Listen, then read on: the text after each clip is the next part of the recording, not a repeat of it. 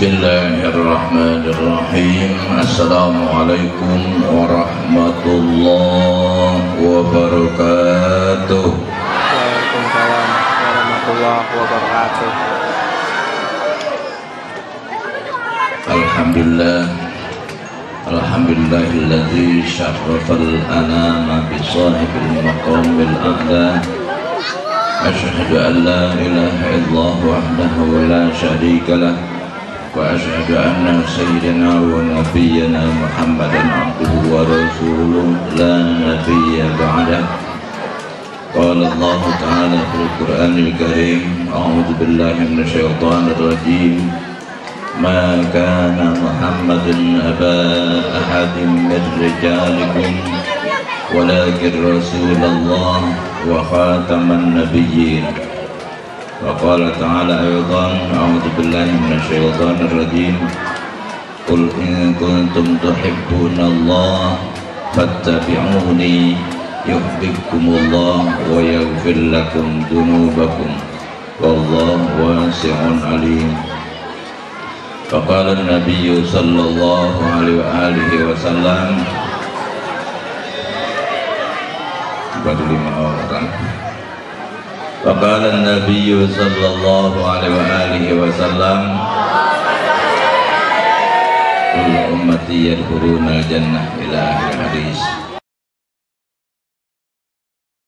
Intinya adalah dalam peringatan Maulidiyah ini kita dalam rangka meningkatkan semangat cinta kita kepada baginda Nabi sallallahu alaihi wasallam. Dengan apa kita meningkatkan semangat cinta kepada baginda Nabi? Yang pertama dengan bersolawat, yang kedua dengan memperingati hari kelahiran baginda Nabi ini sebagai wujud syukur kita kepada Allah, yang sekaligus membuktikan daripada cinta kita dengan berbagai pengorbanan yang bisa kita laksanakan. Yang ketiga, paling tidak bisa mengambil hikmah di dalamnya atau mengambil ajaran-ajaran di dalamnya yang mudah-mudahan menjadi ilmu yang bermanfaat buat kita. Kemudian yang keempat diantaranya adalah agar kita bisa meningkatkan ketakwaan kepada Allah Subhanahu wa Ta'ala dengan asbabiah kita mencintai baginda Nabi Muhammad sallallahu alaihi wasallam. Kembali dengan memperingati peringatan Maulidiyah baginda Nabi sallallahu alaihi wasallam yang sekarang diisukan pada suara-suara yang tidak sehat. Diisukan suara yang tidak sehat apa? Dengan bahasa bid'ahnya. Memang betul Maulid bid'ah. Gua panggil nggak dong? Betul Maulid bid'ah. Gua aja nggak tahu siapa namanya. Maulid bid'ah. Kenapa kita laksanakan? Karena Maulid ini bid'ahnya bid'ah hasanah. Kenapa dibilang bid'ah hasanah? Karena tadi saya dengar ada seorang qori yang diundang. Di samping itu juga membaca rawi yang di dalamnya membacakan tentang sejarah baginda Nabi Muhammad sallallahu alaihi wasallam. Yang di dalamnya juga adanya baca salawat, baca Al-Quran dan lain sebagainya. Ditambah lagi dengan tausiah yang insya Allah nanti akan disampaikan. Kalau saya cuma cerita doang, nggak memberikan tausiah tapi cerita saja tentang daripada hikmah peringatan Maulidiyah baginda Nabi sallallahu alaihi wasallam. Inilah yang dikatakan bid'ah hasanah. Bid'ah hasanah yang tidak keluar dari konsep keislaman. Jadi kalau ada orang bilang Maulid bid'ah, jangan marah dulu. Ya, jangan marah dulu. Kenapa? Dulu pernah sempat ramai baca salawat bid'ah, Maulid bid'ah dan seterusnya. Sampai Forum Silaturahmi saat itu mengadakan lomba Maulid. Mengadakan lomba Maulid di mana? Di apa sana? Di lupa ada pokoknya. Di Dramaga sebelah sini. Saat itu mengadakan lomba peringatan Maulidiyah dengan jumlah peserta ada 96 grup.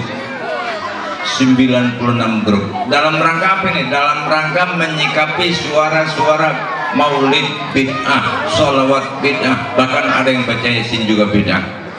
Ini orang-orang yang tidak bertanggung jawab dalam konsep keislaman, yang sementara mereka mengatakan bid'ahnya bukan bid'ah hasanah lagi, tapi bid'ah dolalah. Ini yang kita nggak senangi. Karenanya forum silaturahmi saat itu menyikapi banyaknya suara tadi sampai mengadakan lomba peringatan Maulidiyah, lomba pembacaan rawi, yang ternyata hebatnya seni dari bacaan rawi beraneka ragam.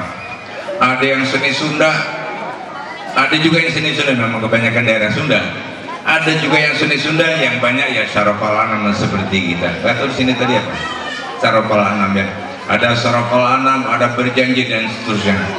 Kata Habib Munzir itu pernah menceritakan Maulid itu macamnya lebih dari 50 macam. Maulid itu macamnya lebih dari 50 macam. Sementara yang kita tahu pertama apa? Syarafal anam. Yang kedua apa? Al-Barzanji. Yang ketiga apa? Simtud Duror.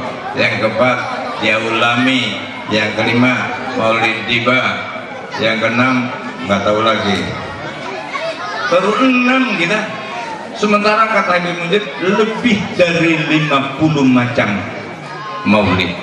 Ini artinya kekayaan sastra Arab yang dijadikan syair-syair dalam rangka menyambut daripada kelahiran baginda Nabi, begitu hebatnya. Yang hal ini diawali oleh Salahuddin Al-Ayyubi yang saat beliau menjadi seorang gubernur di Mesir.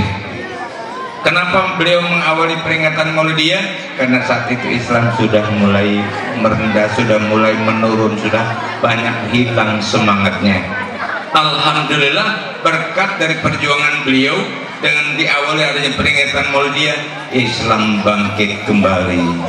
Mudah-mudahan di kita pun dengan seringnya peringatan Maulidiyah, baik di Al-Hikmah, di masjid dan seterusnya, mudah-mudahan Islam di lingkungan kita bangkit kembali adanya. Amin ya rabbal alamin.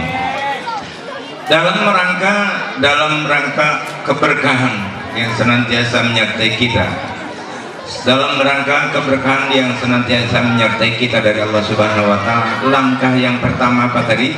Bersolawat kepada baginda Nabi Muhammad sallallahu alaihi wasallam. Tadi saya sampaikan di saat sambutan singkat pada acara peringatan Maulidiyah di Al-Bikoria tadi, saya bilang apa? Kata baginda Nabi, dasar sabdanya, man shalla alayya alfa marrah lam yamut hatta yubasysyara lahu bil jannah. Siapa orang yang membaca salawat padaku 1000 kali, lam yamut, dia tidak akan mati hatta yubasysyira lahu bil jannah, sehingga Allah memperlihatkan surga. Ini keistimewaannya. Artinya apa? Manusia kalau sebelum kematian sudah diperlihatkan surga, berarti dia calon penghuni surga. Nggak ada orang yang sudah lihat surga tiba-tiba masuk neraka, nggak ada itu, nggak ada komusnya. Bahasa orang bilang nggak ada dari sononya. Sebaliknya kalau orang di saat menjelang kematiannya diperlihatkan neraka, berarti dia calon penghuni neraka dan dia pasti masuk neraka. Mau masuk neraka, mau masuk surga? Mau masuk neraka, mau masuk surga? Baca salawat yang banyak. Baca salawat yang banyak. Tadi saya bilang kalau baca salawat 1000 kali, tadi saya bilang berapa menit? Datang nggak tadi? Berapa menit? 20 menit. Masa waktu 20 menit kita nggak bisa menyisikan? Bapak-bapak dong rajin. Siapa ya? Siapa ya? Rajin lupa. Rajin lupa ya. Lupa nggak apa-apa, hukum lupa. Tapi selama kita ingat, yuk kita biasakan bersalat kepada baginda. Modalnya sangat ringan, modalnya hanya kemauan. 20 menit ngerumpi kadang-kadang sampai 1 jam, ya enggak? Ngerumpi 1 jam baca salawat 20 menit, capek gua. Orang sono tuh, orang sono. Ini kemana nih? Tunjuknya ke sini ya, ke jempolnya. Ya Allah, ya biasakan ya Bu ya. Wah, saya nggak bawa tasbih, Ustaz. Ribet bawa tasbih tiap hari. Ya nggak harus pakai tasbih. Syukur-syukur kalau punya. Biasakan kalau bisa kantongin itu tasbih. Dalam rangka apa? Supaya kita terbiasa dengan tasbih itu, mengingatkan kita untuk bersalat kepada baginda Nabi. Dengan kita membawa tasbih, pas pegang di kantong ada tasbih, ingat kita untuk membaca sholawat. Ukurannya saya tuh dari rumah ke masjid itu dapat 100 sambil jalan, tapi nggak lari, jalan biasa. Dapat 100. Pulangnya 100 lagi, belum lagi di dalam, minimal 500 dapat tuh selama di dalam dua, belum lagi nanti waktu siang. Dan barangkali intinya kalau cuma 20 menit ini waktu yang sangat ringan. Memang bagi orang yang belum terbiasa berat, bagi orang yang belum terbiasa berat baca salat 20 menit, tapi buat orang yang sudah terbiasa ringan adanya. Malahan saya lupa namanya, ada seorang ibu yang selalu sedih dan bingung dia. Akhirnya ditanya oleh rekannya, kenapa sih kamu sedih aja? Aku saat ini belum melaksanakan rutinitasku. Apa? Aku biasa baca sholawat. Karena aku sekarang belum bisa baca sholawat. Aku malu bersama baginda Nabi. Merasa malu padahal Nabi sudah tiada, tapi dia merasa malu. Kalau mau dari kita ada nggak yang gitu? Merasa malu karena belum baca sholawat, sementara kita bukan di hadapan baginda Nabi. Ada nggak yang kayak gitu? Ada nggak? Kayaknya yang nggak ada ya. Tapi orang ini merasa malu, dia bukan di hadapan Nabi, dia nggak kenal baginda Nabi, tapi dia merasa malu belum baca sholawat. Akhirnya ditanya sama temennya, "Kamu biasa baca sholawat berapa setiap harinya?" 15.000. Berapa? 15.000. Ternyata saya baca, ternyata banyak para ulama, ini khususnya saya dari guru saya sendiri, Kiai Khalil Bisri, itu mengajarkan kepada saya minimal kalau bisa baca 1000. Ternyata guru-guru beliau, Kiai Khalil Bisri, Kiai Bisri Mustafa, Kiai Khalil Harun, Kiai Khalil Hamzawi, sampai Kiai Khalil Bangkalan, itu yang saya ingat aja namanya, yang disebut oleh guru saya, itu mereka rutin membaca sholawat Jibril. Dan ternyata pula banyak nabi-nabi terdahulu juga yang membaca sholawat Jibril. Di antaranya Nabi Samuel, ada nabi yang namanya Samuel, dia membaca sholawat Jibril, membaca sallallahu alaihi wasallam. Kapan? Pada saat menaklukkan sihir seseorang. Ini artinya betul-betul sholawat Jibril ini bukan hanya untuk umat Nabi Muhammad, bahkan juga nabi-nabi terdahulu pun banyak yang membacanya. Bahkan Nabi Adam sendiri orang pertama kali membaca sholawat Jibril pada saat pernikahan dengan Siti Hawa. Ini artinya mengulas dalam rangka meningkatkan rasa cinta kita kepada baginda Nabi dengan bersalawat kepadanya. Mudah-mudahan dengan salawat yang kita baca, bahkan banyak para ulama mengatakan salawat Jibril ini menjadi pembuka kunci rizki. Salawat Jibril ini menjadi pembuka untuk memperolehnya rizki yang banyak. Jadi kenapa kita sekarang banyak mengalami kesulitan untuk meraih rezeki? Karena memang kita malas bersolawat. Ada sih rajin, cuma 10. Aku cinta Nabi baca salawat Jibril 10. Kalau Kamilah 11 wajar. Zuhur baca salawat Kamilah 11, Asar baca salawat Kamilah 11, Maghrib, Isya, Subuh masing-masing 11. Cakep itu. Terus pas malam Jumat baca 41, cakep. Ada yang biasa seperti itu? Ada sih, ada, cuma sebagian kecil. Mana ya? Nampaknya sebagian kecil. Bagus, walaupun 11 jumlahnya, tapi salawatnya salawat Nariyah. Jangan salawat Jibril baca 11. Cuma ketara malasnya ya. Ya, kita tingkatkan semangat kita membuktikan cinta kita kepada baginda Nabi Muhammad SAW dengan bersolawat kepadanya. Amin ya rabbal alamin. Yang kedua, dengan peringatan Maulid ini kita mengambil hikmah dari peringatan Maulid ini agar kita bisa meningkatkan cinta kita dengan aktivitas kita yang lainnya. Kita meningkatkan kecintaan kita kepada baginda Nabi dengan melaksanakan aktivitas kita lainnya yang kita meniru baginda Nabi. Kenapa kita perlu meniru baginda Nabi? Karena baginda Nabi adalah uswatun hasanah. Buat siapa? Liman kana yarjullaha wa yaumal akhir. Jadi kalau kita ingin jumpa Allah, liman kana yarjullah, ingin jumpa dengan Allah, ingin mendapatkan rahmat Allah. Yarjullah ini maknanya mendapatkan rahmat Allah. Dengan kita meningkatkan aktivitas kita yang sesuai apa yang dicontohkan, diajarkan oleh baginda Nabi Muhammad Sallallahu Alaihi Wasallam. Ini yang kedua. Di antaranya apa sih yang dicontohkan oleh baginda Nabi? Banyak. Di antaranya adalah kesunahan yang perlu kita tingkatkan. Kesunahan yang perlu kita tingkatkan. Kita dalam beribadah kepada Allah tidak cukup hanya yang wajib saja, tapi juga yang sunnah jangan kita lewatkan. Kesunahan pun jangan kita tinggalkan. Kenapa? Karena kesunahan ini menjadi kesempurnaan dari berbagai kewajiban yang kita laksanakan. Kesunahan yang kita laksanakan ini akan menjadi penyempurna dari kewajiban yang kita laksanakan. Hal ini dipertegas oleh baginda Nabi Sallallahu Alaihi Wasallam. Al-iman fi sadril mu'min wa la yatimul iman illa bitamamil faraidi wa sunnah. Iman itu ada pada hati seorang mukmin, lalu tidak sempurna iman seseorang kecuali orang ini mau melaksanakan berbagai kewajiban dan berbagai kesunahan. Tidak akan sempurna iman seorang, tidak sempurna iman seorang kecuali orang ini mau melaksanakan berbagai kewajiban atau berbagai kefarduan, wasunani dan kesunahan-kesunahan. Karenanya saya katakan, jangan hal yang sunnah ini kita punya prinsip kalau toh dikerjain dapat pahala, ditinggalin nggak apa-apa.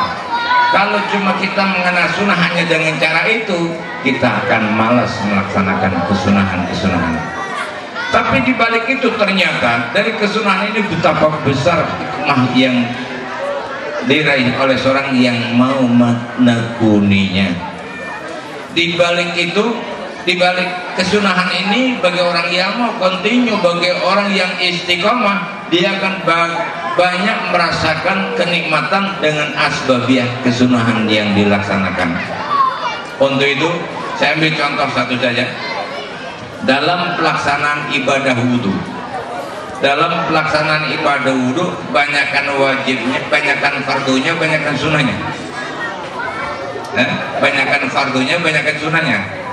Banyakkan sunahnya, fardunya cuma 6, tapi sunahnya berapa banyak? Ini artinya kesunahan jangan kita abaikan.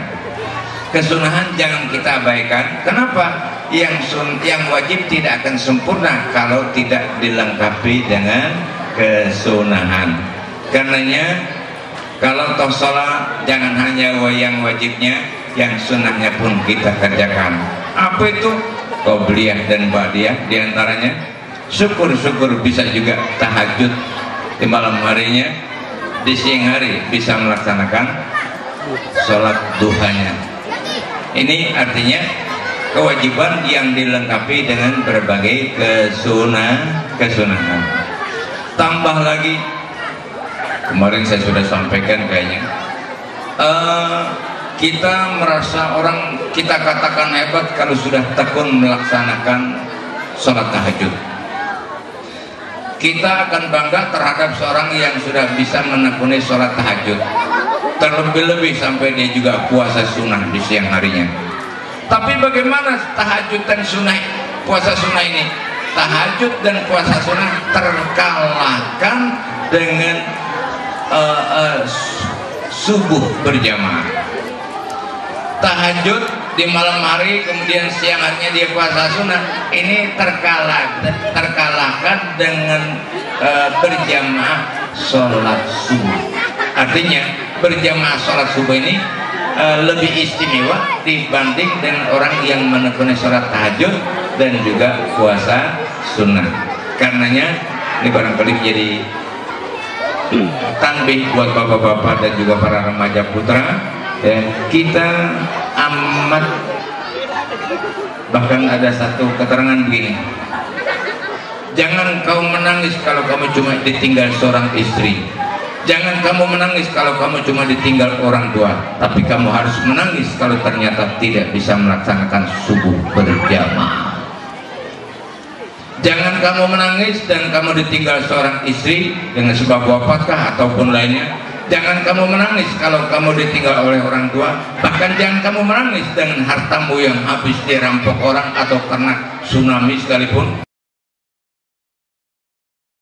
Kenapa? Disinilah menunjukkan keistimewaan subuh berjamaah atau keistimewaan berjamaah sholat subuh, sehingga dapat mengalahkan daripada sholat tahajud dan puasa sunnah. Bu, ibu, buat ibu-ibu tidak dianjurkan untuk berjamaah, tapi ibu mau nggak dapat pahala berjamaah? Betul? Ibu punya anak berapa? Variasi, ada yang 5, ada yang 10, ada yang 15 kayaknya ya. Ada yang punya anak 15? Laki-laki semua? Mantap. Ini kalau punya anak, jangankan 15, punya anak 5, laki-laki nih, laki-laki 5 orang, dengan sebab ibu bangunin sampai mereka mau sholat berjamaah dari 5 orang, ibu mendapatkan pahala berjamaah dari 5 orang anak dengan sebab ibu yang membangunkannya. Atau cuma 2, kenapa KB? Kenapa KB? Takut kelaparan, haram hukumnya. Kok jadi ngomong KB sekalian ngingetin, karena ada orang gara-gara mau nambah anak takut kelaparan. Ada orang zaman dulu mah, orang zaman mana sih orang zaman dulu? Ini yang sekarang usianya 50 tahun, ini orang zaman dulu namanya. Kita kali yang baru 20 tahun orang zaman sekarang. Maaf, kita punya anak 2 orang, 3 orang, kita bangunkan dia untuk sholat berjamaah. Ibu yang membangunkan mendapatkan pahala dari 3 orang anak yang berjamaah. Dengan sebab anaknya dibangunkan, bapaknya turut bangun juga. Jadi berapa tuh? 4 orang berjamaah. Ibu mendapatkan pahala berjamaah dari 4 orang tadi. Dengan kita berpikir, dengan kita menghidupkan berjamaah, dalam artian kita memakmurkan masjid. Dalam artian kita memakmurkan masjid. Orang yang memakmurkan masjid, dia ada menjadi tetangganya Allah. Tetangga, Masya Allah. Orang yang menjadi orang yang mau memakmurkan masjid diakui oleh Allah sebagai tetangga. Kalau diakui sebagai tetangga istimewa apa enggak? Betapa istimewa. Tetangga saya bupati, tetangga saya gubernur, walaupun cuma tetangga ikut terhormat juga kita. Di sebelah mana? Ya di samping rumahnya. Wih, beda. Cuma jadi tetangga kita buat teristimewa. Terlebih-lebih menjadi tetangganya Allah Subhanahu wa Ta'ala. Artinya apa sini? Betapa istimewanya sholat berjamaah sampai diakui oleh Allah sebagai tetangga. Artinya sangat dekatnya tuh. Allah sangat dekat kepada orang yang memperhatikan sholat berjamaah. Ini hikmah maulid yang kita laksanakan pada kesempatan ini. Satu lagi aja. Alhamdulillah penjam mau datang ya. Sudah datang kan? Alhamdulillah. Kalau penjam mau datang, alhamdulillah. 5 menit lagi selesai. Tapi kalau penjam belum datang, mungkin berapa nih harus selesai? Kan gitu ya. Yang terakhir, hikmah dari peringatan maulid ini, yuk kita tingkatkan semangat menuntut ilmu. Tingkatkan semangat menuntut ilmu. Kenapa? Orang yang rajin menuntut ilmu, walaupun kenyataannya nggak jadi orang pintar, tapi dia rajin menuntut ilmu, itu dia diberikan kemudahan jalan menuju surga. Amin ya rabbal. Siapa yang bilang? Baginda Nabi Muhammad Sallallahu Alaihi Wasallam. Makanya kalau ingin masuk surga rajin-rajin kalau ingin masuk surga rajin-rajin jadi kalau nggak mau ngaji berarti nggak mau masuk, kan begitu kan? Kalau ingin masuk surga rajin-rajin jadi kalau nggak mau ngaji berarti nggak mau masuk. Gitu aja. Gampang kan, mudah dimengerti. Ini yang Nabi bilang dalam sabdanya, man salaka thariqan yaltamisu fihi ilman sahalallahu bihi thariqan ilal jannah. Sahala di situ mana? Memudahkan. Allah memberikan kemudahan jalan menuju surga. Buat siapa? Buat orang yang rajin-rajin menuntut ilmu. Walaupun kenyataannya dia rajin tapi nggak jadi orang yang pandai. Karena kepandaian Allah yang kasih. Kita kewajibannya menuntut ilmu, tapi dengan penuh kesungguhan, dengan penuh ketekunan. Ya, mudah-mudahan pengajian-pengajian kita, baik bapak-bapak maupun ibu-ibu, kira-kira rajinan bapak-bapak, rajin ibu-ibu ngaji? Rajin ibu-ibu ini? Yang rajin ngomongin dong, rajinan bapak-bapak, rajin ibu-ibu? Hah? Kalau katanya ibu-ibu, katanya bapak-bapak yang bener yang mana? Yang bener yang nggak ngomongin, gitu aja pokoknya. Mudah-mudahan ya, yang biasa ngaji jangan mengurangi gajinya, syukur-syukur bisa menambah. Kalau kemarin dalam seminggu cuma 3 kali